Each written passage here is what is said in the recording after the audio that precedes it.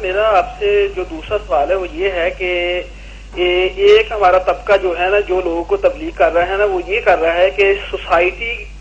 وہ کہتے ہیں کہ ہمارا تبلیغ کا نقطہ نظر ہے نا کہ سوسائٹی کے اندر افراد کو تبلیغ کی جائے، اور آگے ان کے پاس کوئی نقطہ نظر نہیں ہے۔ اور دوسرا طبقہ وہ ہے جس کا نقطہ نظر یہ ہے کہ ہم نے حکومت پر قبضہ کرنا ہے اور اس کے ذریعے تبدیلی لے کر آنی ہے۔ تو کیا یہ جو دو انتہائیں ہیں ان کے درمیان بھی کوئی راستہ ہے اسلامی نظام، اسلامی انقلاب کو برپا کرنے کے لیے؟ نہیں، بات تو آپ نے ٹھیک کہی کہ ان دونوں کے درمیان ہی بات ہے کہ حکومت کی مثال سر چشمے کی ہے۔ اگر چشمہ جو ہے وہ گدلا ہے، وہاں غلاظت ہے، تو ظاہر بات ہے نالیوں میں، نہروں میں پانی گندا ہی آئے گا۔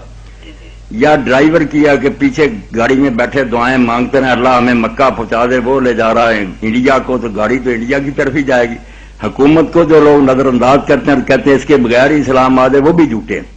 اور جو کہتے ہیں کہ عوام کی اصلاح کی کوئی فکر نہ کرو، کسی خفیہ طریقے سے حکومت پر قبضہ کر لو اور اس کے بعد لوگوں کی اصلاح کریں گے، وہ بھی بیوقوف ہیں۔ اس طرح کبھی اصلاح نہیں ہو سکتی۔ اگر وہ انقلاب لائیں گے تو جس طرح لائیں اسی طرح چلے جائیں، کوئی دوسرے اٹھ کھڑے ہوں گے، وہ ان کی گردنیں دبوچ لیں گے۔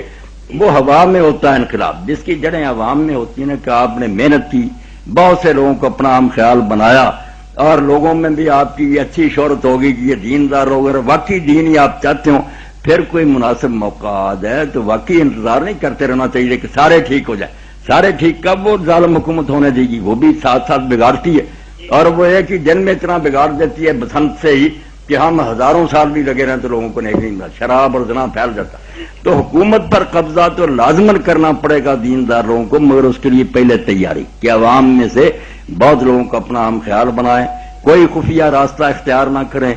آزاد اور بالکل علانیہ لوگوں کو دین کی بات سمجھائیں، حکومت کو بھی سمجھائیں کہ آپ ہمارے دینی بھائی، ہو سکتا ہے ان میں سے کئی نیک نکل آئے اور وہ خود ہی دین کو نافذ کر دیں، وہ ہمارے رقیب نہیں، دشمن نہیں، ہمارے بھائی ہیں۔ اگر وہ کسی مجبوری سے غلط چل رہے ہیں تو ان سے بھی محبت سے کہا جائے۔ حضرت مجدد ثانی رحمۃ اللہ علیہ کی تاریخ آپ پڑھیں، اکیلے اٹھے، پوری سلطنت جو تھی نا مغلیہ گمراہ ہو گئی، بادشاہ نے علانیہ کفر اختیار کیا، اکبر تو مرتد ہو کر مرا، جہانگیر نے سجدے کروائے، مگر مجدد صاحب نے بغاوت نہیں کی۔ سارے جو سپہ سالار تھے، کمانڈر تھے،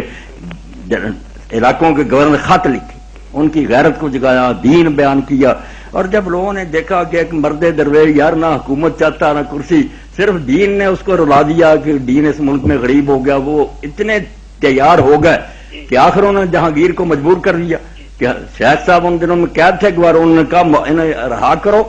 اور سارے جو غلط اقدامات ختم کرو۔ نتیجہ یہ نکلا کہ وہ حکومت جو کفر کی طرف جا رہی تھی، جہانگیر نے اپنے بیٹے شاہ جہاں کو مرید کرایا،